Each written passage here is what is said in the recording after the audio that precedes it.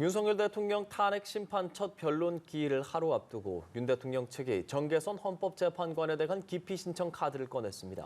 한편 윤 대통령에 대한 2차 체포영장 집행이 임박한 가운데 공수처가 어젯밤 국방부와 대통령 경호처에 체포영장 집행 협조를 요청하는 공문을 보낸 것으로 알려졌습니다. 이와 관련한 내용 이준우 국민의힘 미디어특위 위원, 조현삼 변호사 두 분과 이야기 나눠보겠습니다. 어서 오십시오. 안녕하십니까? 예, 안녕하십니까? 자, 내일 헌법재판소의 탄핵 심판 첫 변론 기일이 예정이 되어 있습니다.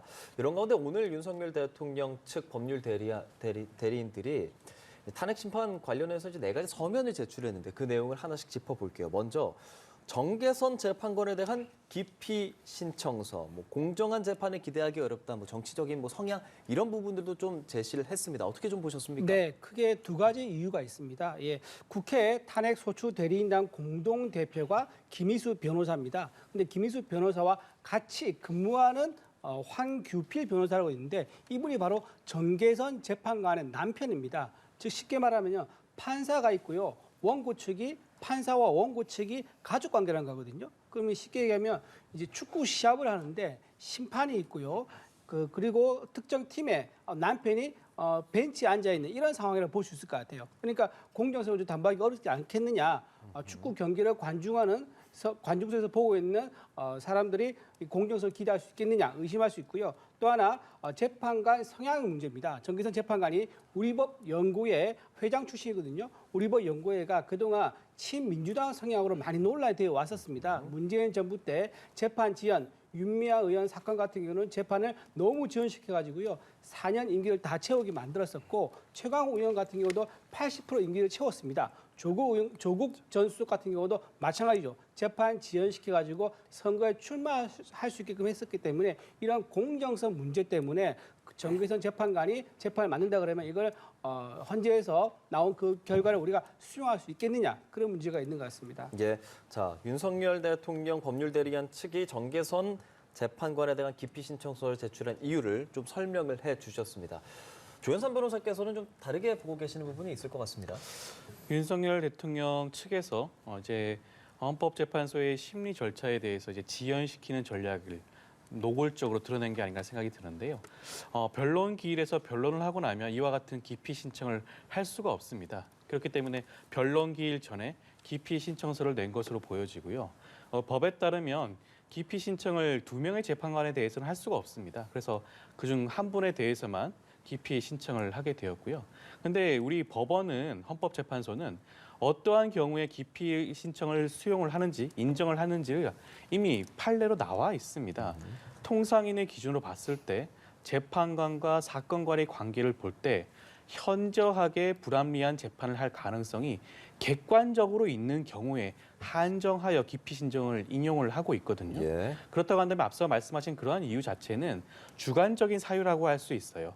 헌법재판관 입장에서 과거에 우리법 연구회 소속이다.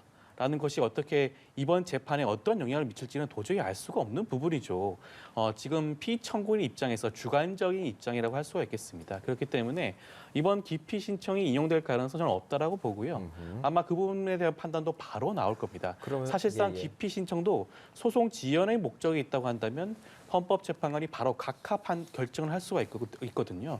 저는 예. 아마 곧바로 각하 결정이 나오지 않을까 생각이 듭니다. 그 법관 기피 신청과 함께 변론 개시하는 부분 그리고 변론 기일을 일괄로 지정한 이 부분에 대해서도 이의 신청을 제출하지 않았습니까? 그 부분에 대한 의견까지 바로 듣겠습니다. 예, 그 부분도 사실 논란의 여지가 없습니다. 변론 기일을 지정하는 것은 우리나라 헌법재판소 심판 규칙에 따르면 재판관들이 협의해서 정하기로 되어 있을 뿐입니다. 지금 피청구인의 대리인의 그런 의견을 진술권을 들어야 한다거나 그런 규정은 전혀 없어요. 만약에 듣는다고 한다면 그것조차도 헌법재판관의 재량의 영역입니다. 들어서 타당하다고 한 경우에는 재판기일, 변론기일을 변경하거나 추가로 지정하거나 할 수가 있을 뿐이죠. 우리가 지금 법상에 따르게 된다면 재판관이 협의하게만 되어 있기 때문에 재판관 협의로 지금 5회에 걸친 변론기일이 지정되었기 때문에 이것조차도 심리를 지연시키기 위한 꼼수가 아닌가라는 생각이 듭니다. 예, 자 헌재가 재판관 회의를 내일 오전에 소집을 했습니다. 이런 부분들 일련의 상황들이 일종의 이제 지연을 위한 꼼수다라고 말씀하시는 조현삼 변호사입니다. 지금 이재명 대표가 지난번에 작년에 이미 재판부 변경 신청, 기피 신청도 했었었고요. 또 판사 변경 기피 신청도 했었습니다. 이런 식으로 이미 이재명 대표는 본인의 재판 유불리 따져서 적극적으로 재판부 변경, 판사 기피 신청하는데 왜 윤석열 대통령은 본인의 변론을 위해서 노력하면 안 됩니까? 그건 굉장히 좀 내로남불의 생각이 들고요. 이미 지금 이미선 재판관에 대해서 여러 가지 말이 있는데 헌법재판소법 32조를 위반하고 있다는 얘기가 있습니다. 이게 무슨 말이냐면요. 재판과 수사 중인 사건 기록에 대해서는 헌재가 받아볼 수 없게 되어 있습니다. 그런데도 불구하고 이미선 재판관은 내란 수사 기록을 달라고 해서 그걸 받아보고 있습니다. 이게 왜 문제가 되냐면요. 헌재가 그걸 받아보지 않습니까? 그럼 일방적인 어떤 주장만 담긴 문서를 보는 거기 때문에 사건을 예단하거나 또는 심증을 가질 수가 있습니다. 그래서 굉장히 불공정하게 되겠죠. 그 문제가 있기 때문에 이건 좀 반드시 이제 문제가 되는 거고요. 또 하나 탄핵 소추안에서 내란죄를 뺐습니다. 내란죄 빠졌는데 왜 헌법재판관이 내란죄 관련된 사건 기록을 열람합니까? 아무 관련이 없는 거지요. 헌재에서 심판할 때. 근데 이것도 문제가 있는 겁니다. 헌재에서 사건과 관련 없는 내란죄 사건 기록을 보는 것 자체, 그리고 일방적인 양쪽의 의견이 아닌 한쪽 관련된 기록만 본다는 거, 이것도 문제가 있는 거고요. 또 하나 보면 내란죄 철회를 할 때 그 국회 측에서는요, 구두로 얘기를 했습니다. 이거는요 굉장히 중요한 사안이기 때문에 문서로 서면으로 해야 되거든요. 근데 아직까지도 국회 측에서 서면으로 정식으로 제출하지 않았습니다. 내란죄 철회한다는 걸. 그런데도 불구하고 1월 14일을 첫 변론 기일을 잡는 것은 문제가 있다. 문서를 제출하고 나서 변론기를 잡는 게 맞다 생각이 들고요. 마지막으로 변론기를 한꺼번에 5회치를 잡았는데요. 전에 했던 박근혜 전 대통령 탄핵 때 보면은요 이런 적이 없었습니다. 그때는요 순서대로 하면서 재판의 어떤 이제 영향이라든가 증거라든가 전략이라든가 이런 것 등등 여러 가지를 보면서 순차적으로 날짜를 잡았었거든요. 근데 이런 식으로 한꺼번에 다섯 차례나 변론기를 잡는 것은 대단히 문제가 있다. 적당한 지적을 했다고 생각합니다. 자, 이번 주 중에 2차 체포영장 집행 시도가 있을 거다라는 관측이 나오고 있는데요. 공수처가 경호처와 군에 협조 공문을 보내면서 집행을 방해하면 현행법으로 체포하겠다, 강력하게 압박을 하고 또 영장 집행에 협조하는 직원에 대해서는 선처하겠다라는 메시지를 냈는데 이 메시지에 어떤 의도가 담겨 있다라고 보십니까? 저는 공수처가 매우 부적절하다고 생각합니다. 공수처가 불법 위헌 소지가 있는 논란이 있는 것을 해소하려 노력하지 않고 이렇게 강압적으로 물리력 행사하는 이유를 도저히 이해할 수가 없습니다. 아마도 제가 생각에는 공수처가 윤석열 대통령의 수갑을 채고 양쪽 팔짱을 끼고 카메라 앞에 세우려는 그런 의도가 아닌가 생각이 됩니다. 그럼 왜 공수처가 그런 의도를 가지고 있느냐? 공수처가 지금 설립된 4년이 지났거든요. 네. 4년 동안 기소한 사건이 5건인데 그중에 단 한 건도 유죄가 나온 적이 없습니다. 하나가 유죄가 나온 적이 있었는데 1심에서 유죄가 받았지만 그것도 2심에서 무죄로 바뀌었습니다. 굉장히 능력에 대한 문제가 지금 제기되고 있는 거죠. 그러다 보니까 존재 자체 1년에 200억을 쓰는 공수처가 과연 필요하냐 이 얘기가 나오고 있는 거예요. 또 하나 공수처가 이렇게 무리한 이유가 뭐냐면은 헌재에 윤석열 대통령이 출석하는 것을 막으려 하는 거 아닌가 이런 의심이 듭니다. 왜냐하면 헌재에서 윤석열 대통령은 직접 변론하겠다 했었거든요. 직접 나가서 내가 왜 고도의 정치적 판단을 해서 대통령이 가진 권한을 사용할 수밖에 없었는지 그를 설명한 과정에서 아마도 지금까지 공개되지 않은 사유가 나올 수가 있습니다. 예를 들면 중앙선관위 관련된 거라든가 이런 것들요. 이제 그런 것들이 공개된 것을 막기 위해서 공수처가 이렇게 무리해서 체포영장을 집행한 거 아닌가 이런 의심이 드는 겁니다. 예, 공수처 존재 자체에도 좀 의문을 제기하는 의견을 주셨는데 아무래도 지금 경호처 내부설이 나오는 와중에 공수처가 이렇게 협조하는 인원에 법적 책임 묻지 않고 선처하겠다라고 하는 건 어떤 공수처 내 좀 내부 분열을 의도하는 거 아니겠습니까? 여러 가지 보도라든가 흘러나오는 얘기를 살펴보게 되면 사실상 경호처 내부에서 직원들, 지휘부와 직원들 간에 아마 내부적인 동요라든가 분열상이 보여지고 있죠. 강경파로 분류가 되고 있는 경호처 차장이라든가 이광우 본부장의 경우에는 아마 여전히 강경하게 이번 체포영장 집행에 대해서 반발하고 있을 겁니다. 더욱더 아마 관저 농성을 지속하는 모습을 보이고 있죠. 그에 비하면 아마 대부분의 경호처 직원들 입장에서는 이것이 굉장히 무리한 행동이다. 그다음에 이것이 공무집행 방해죄에 해당될 수 있다. 라는 것에 대해서 아마 인식을 하고 있을 겁니다. 그렇다고 한다면 공수처 입장에서는 괜히 이번 2차 체포영장 집행 단계에서 물리적인 충돌이라든가 유혈 사태가 발생한 것을 방지하기 위해서라도 이런 식의 공지는 당연히 필요하다는 생각이 들고요. 지금 경호처는 예.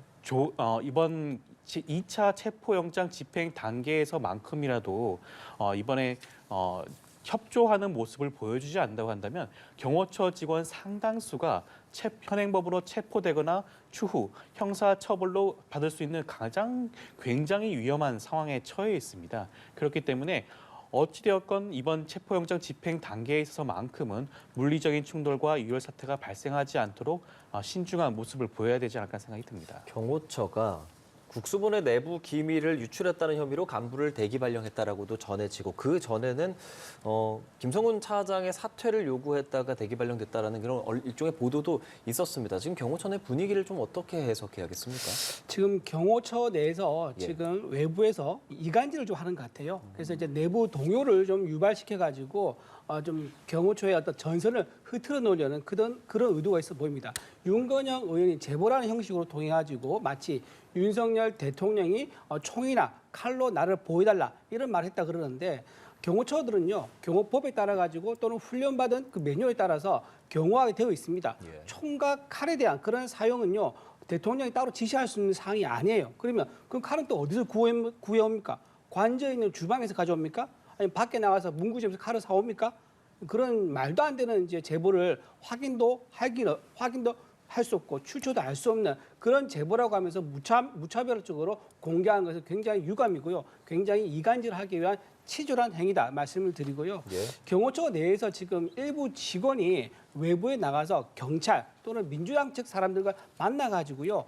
관저에 있는 주요 내용들, 그러니까 주요 경호 사이트 위치라든가 또는 보유한 무기 현황이라든가 예. 기타 등등 여러 가지 정보를 넘겨줬다 하거든요. 근데 이거는 군사시설보호법 위반이고요, 경호법 위반, 국가공무원법 위반입니다. 그 위반이 확인됐기 때문에 대기 발령 조치를 한 거지 안에서 김성훈 차장이랑 무슨 내분이 있어가지고 갈등이 있어서 대기 발령한 건 아니라는 걸 말씀드립니다. 예, 조효선 변호사 의견도 간단하게 좀 듣겠습니다.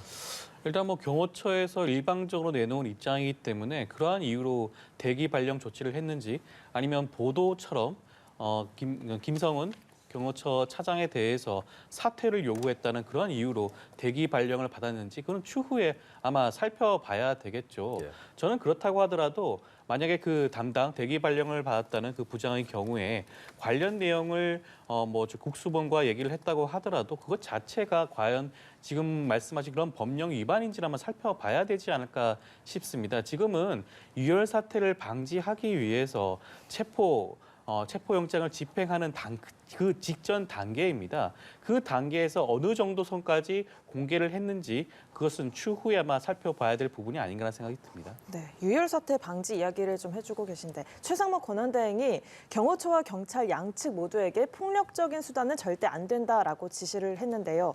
그럼에도 관저 내에서 소총 수납 가방과 굉장히 유사한 어떤 기다란 배낭을 메고 중무장한 차림으로 순찰하는 무리가 포착이 됐습니다. 아무래도 경호처 소속 인원이 아니겠냐 이런 조심스러운 추측이 좀 나오고 있는 상황인데 2차 영장 집행에서 경호처 어떤 수위의 대응 생각하고 있다라고 봐야 할까요? 저는 최상목 대행의 우려에 굉장히 공감을 합니다. 예. 같은 정부 기관들끼리 충돌해서 유혈 사태가 발생하면 어디가 과연 좋겠습니까? 북한의 김정은 위원장이 좋아하겠죠. 그리고 이재명 대표가 이끄는 정권이 만들어지길 기대하는 중국이 아마 좋아할 겁니다.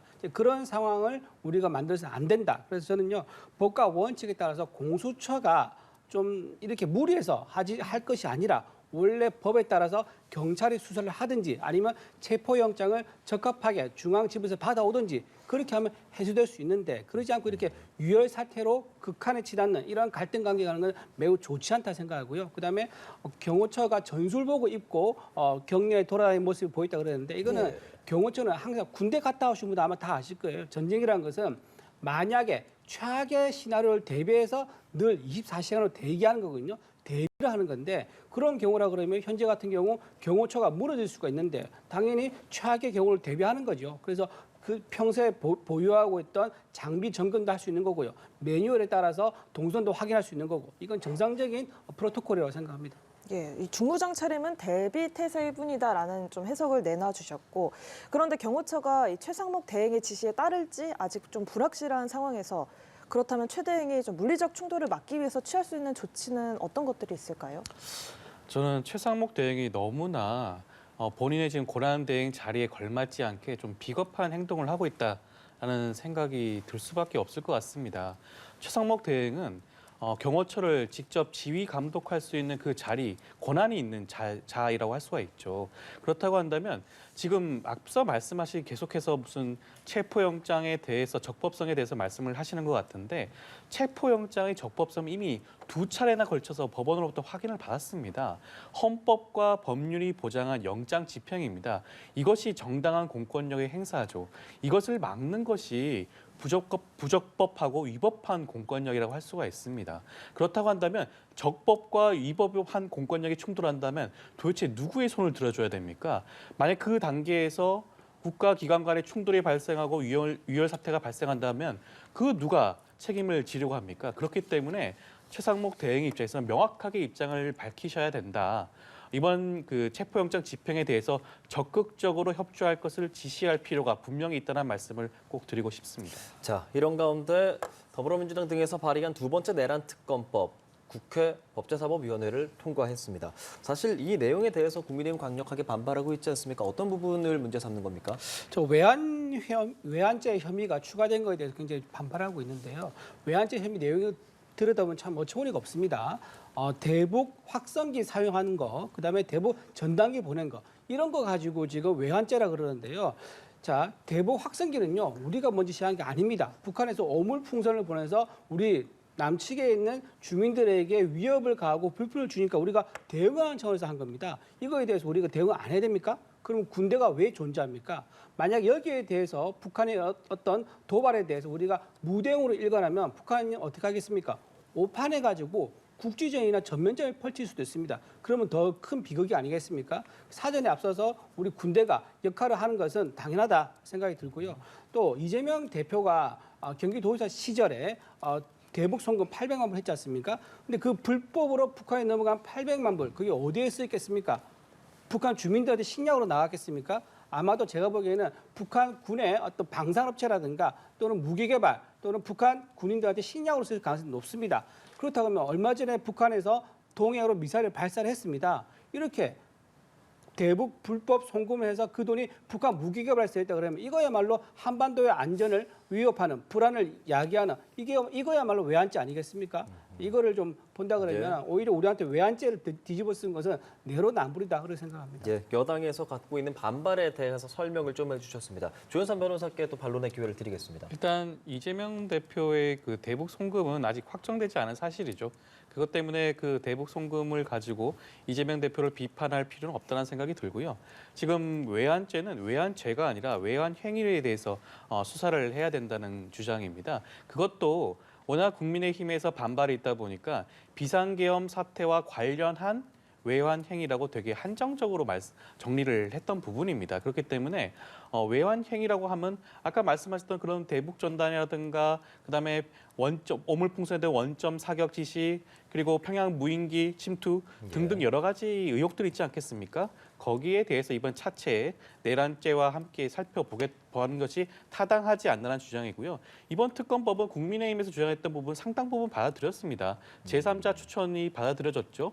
그다음에 그 수사 인력도 50명 정도 줄어들었습니다. 수사 기간도 30일 정도 축소를 시켰어요. 국민의힘이 원했던 부분들을 상당 부분 반영했습니다. 그렇기 때문에 법무부 장관 권한 대행조차도 이번 내란 특검법에 대해서는 위헌적인 요소가 상당 부분 상쇄되었다라는 발언까지 했단 말이에요. 그렇다고 한다면 지금 국민의힘이 이것에 대해서 자체 특검법 안을 말씀을 하시는데 오늘 당장 어떠한 안도 만들지 못했죠. 시간은 자꾸 흘러가고 있습니다. 특검법안은 신속성이 가장 중요해요. 더 이상 발목 잡게 하지 말고 조속히 통과시키는 것이 필요하지 않나 생각이 듭니다. 예, 좀 그러면 짧게 여쭤보겠습니다. 결과적으로 이제 여야의 입장이 다른 상황이고 상황이고 자체 특검법 발의를 할 수 있을까 이 부분도 궁금한데 민주당에서 어떻게 나와야 한다고 보시는지 그리고 이 자체적인 특검법을 통해서 민주당을 좀 설득할 가능성도 있다고 보시는지 여쭤보겠습니다. 저는 민주당이 예. 이 지금 특검법에 대해서 정말로 이제 특검을 해서 무엇을 확인하고 싶은지, 무엇을 밝히고 싶은지 그거 먼저 좀 확실히 좀 정리하면 좋겠어요. 지금 특검법 한 이유는 뭐냐면요. 윤석열 대통령을 국회에 불러가지고 카메라 앞에 세워서 전 국민 보는 앞에서 비판하고 난도질을 하려고 한 게 아닌가라는 생각이 듭니다. 왜냐하면요, 지금 지금 현재 하고 있는 모든 절차가 위법 그리고 굉장히 성급하게 서두르고 있는 과정 속에서 얼마나 많은 탈법과 위헌적 요소가 지금 각 단계마다 나타나고 있습니까? 자, 이런 부분들을 해소하기 위해서라면 민주당에서는 특검법 하는 목적 그것부터 먼저 좀 스스로 살펴볼 필요가 있다. 정쟁의 수단으로 써서는 안 되겠다 말씀을 드리고요. 지금 현재 나오는 특검법 대상들 하잖아요. 그러면 그 특검법의 수사 대상이 국민의힘 전원뿐만 아니라 일반 국민을 향해서도 특검법을 할 수가 있습니다. 그러면 예, 예. 일반 국민을 우리가 봐서라도 우리가 보호할 의무가 있기 때문에 현행 민주당이 제안한 특검법 우리가 받기 어렵다. 그 말씀도 드립니다. 네, 짧게 여쭤보겠습니다. 민주당 입장에서는 국민의힘에서 좀 어떤 태도를 가져야 한다고 보시는지요? 더 이상 시간 끌기를 할 필요는 없고요. 만약에 국민의힘에서 자체 특검법안을 내겠다고 하신다면 예. 조속히 내셔가지고 민주당과 함께 토론하여 논의하여 수정안을 충분히 낼 수가 있을 겁니다. 그렇지만 더 이상 마냥 기다릴 수는 없죠. 이번 주 내로 이번 특검법안은 반드시 통과되어야 될 필요성이 있기 때문에 그 전에 조속히 자체 법안을 내어주시길 간곡히 바라는 바입니다. 예, 그리고 카카오톡 검열 논란에 대해서 좀 질문을 드릴게요. 지금 가짜뉴스 제보 온라인 플랫폼 민주파출소가 민주당이 출범을 시켰고 이 시각 기준 지금까지 총 신고 접수가 3만 5천 건이 넘어 있는 상황인데 이 카톡 검열 논란에 대해서 어떻게 보고 계십니까? 카톡 검열이라는 말 자체가 굉장히 프레임이죠. 검열이라는 것은 할 수조차 없습니다. 지금 우리가 주고받는 카톡 내용을 누가 실시간으로 확인할 수가 있습니까? 수사기관도 확인을 못해요. 수사기관도 뒤늦게 영장을 발부받고 난 다음에 확인할 수 있을 뿐입니다. 그런데 지금 카톡 검열이라는 단어를 사용함으로 인해 가지고 예. 지금 민주당의 주장 자체를 굉장히 왜곡시키고 있는데요. 우리가 많이들 알고 있지 않겠습니까? 단체 대화방에서 허위 사실, 확인되지 않은 사실이 무분별하게 유포되는 경우가 굉장히 많습니다. 지금 같은 경우에는 내란과 관련된 그런 무분별한 허위 사실이 유포되는 것을 방지하기 위해서 일부분에 대해서 이것을 조직적이고 악의적이고 적극적으로 유포한 자에 한해서 지금 민주당에서 10여 명에 대해서 고발 조치를 하였는데요. 이것이 어떻게 전 국민을 대상으로 하는 고발이라고 생각을 하시는지 전 납득할 수가 없고 이런 일부에 대해서만 고발 조치가 이루어질 필요성이 있다. 라는 말씀을 좀 드리고 싶습니다. 예, 카톡 검열, 카톡 계엄령이라는 단어 자체가 좀 프레임이다라고 말씀을 하셨는데 어떻게 생각하시는지 짧게 부탁드리겠습니다. 아까 민주파출소 잠깐 말씀드리면요. 예. 이거 파출소라는 용어를 사용하면 안 됩니다. 이게 형법 118조에는요. 공무원을 사칭할 수 없게 되어 있습니다. 이미 근데 이재명 대표는 한번 공무원 사칭한 적 있지 않습니까? 검사 사칭은 논란이 됐었죠. 근데 지금 또 파출소를 운영한다고 그러고요. 파출소 안에 홈페이지 들어가지 않습니까? 그러면 유치장, 교도소 이런 단어를 막 쓰고 있습니다. 공무원 사칭으로 고발당할 수 있다는 말씀을 드리고 전현기 의원이 지금 카톡 계엄령을 발동해가지고요.